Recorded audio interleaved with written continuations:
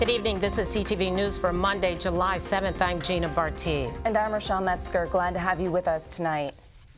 Well, a winner is decided in a competitive race for the Prince George's District 2 County Council seat. Unofficial results declare newcomer Denny Taveras victorious over fellow Democrat Doyle Neiman. On this third and final day of canvassing, the political veteran won the majority of the approximately 20 absentee ballots counted today. But ultimately, Taveras won by an overall margin of 6 votes.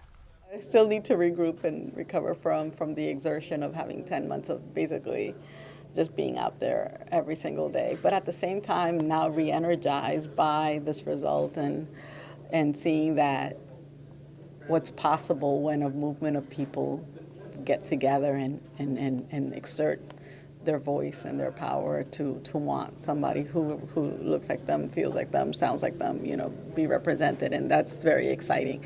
Well, when you're down by 6 votes, you can find a million things that you could have done different that might have changed a vote here or 6 votes. But it doesn't pay to really focus much on that, because that's just a way to sort of make yourself unhappy. Election officials say this is one of the closest races the county has seen in years. The results still need to be certified. Neiman has the option of asking for a recount, but has not said if he intends to request one.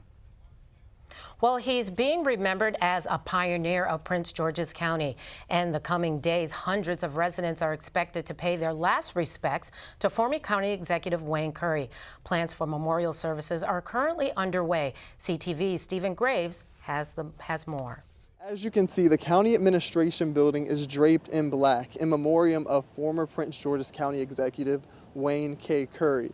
Hundreds of people are expected here on Wednesday to pay their respects to Curry, as he will be laying in state right behind me in the first floor lobby of the County Administration Building. Now, this is a historic moment for Prince George's, as Curry is the first county executive to pass away.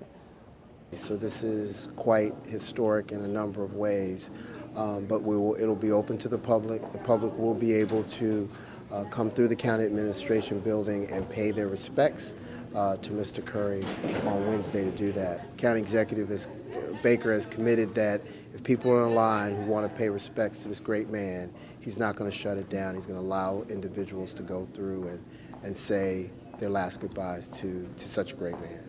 If interested in paying your respects, the ceremony starts at 9 a.m. Officials are expecting heavy traffic, so they encourage residents to take public transportation if possible. In Upper Marlboro, Stephen Graves, CTV News.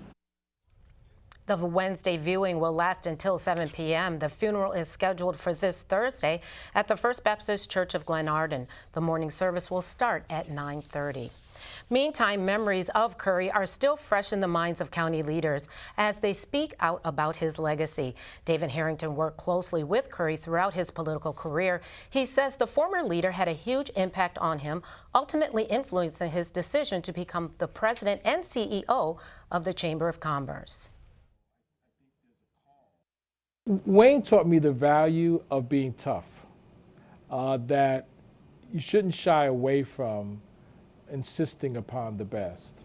And sometimes I know, even sometimes in my political life, I didn't want to ruffle feathers or what have you. But Wayne provided the example of courage and to insist upon the best. And that's what he will leave with me in any position that I go into, even now as president and CEO of the Chamber of Commerce, that I have the same kind of drive and insistence that he had and seeing the best for his county.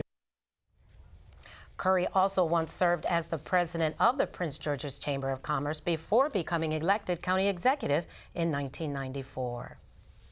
Prince George's residents are feuding with education officials over a plan for cell phone towers on school property.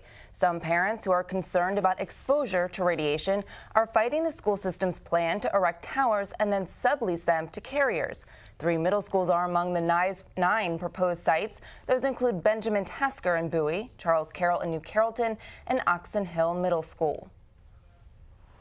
What they're looking at right now is putting them right there at the schools. They're looking at the dollar amounts coming in. And it's not going to be until something happens to somebody's child and they end up having to pay out, that they're going to say, oh, well, we didn't enter that risk, that this was going to happen. I think the American people are too sensitive about certain stuff. They need to calm down. So you don't see this as a possible worry? No. Not at all. And your daughter lives nearby? Yeah, she lives nearby. So I don't think it is a concern. Montgomery and Anne Arundel counties recently abandoned similar plans after community opposition. Well, you're watching CTV News. I'm Rochelle Metzger. And I'm Gina Barty. When we come